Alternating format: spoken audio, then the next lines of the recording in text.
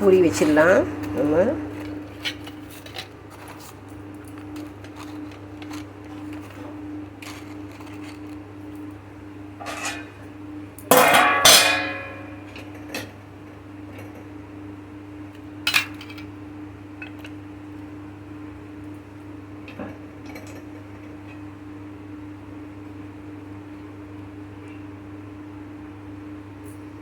சன்னா வச்சிட்டோம். மேலே வெங்காயம் தூவிக்கலாம். லெமன் வேணா புழிச்சிக்கலாம். Excellent puri chana masala ready. அதாவது வெண்ணெய் போட்டு நம்ம வந்து பியூரி, அதாவது வெங்காய பியூரி, தக்காளி பியூரி, அரைச்சி விட்ட விழுது போட்டு இந்த மெத்தடில் பண்ணிங்கன்னா ஹோட்டல் டேஸ்ட் வருங்க. எக்ஸலண்ட்.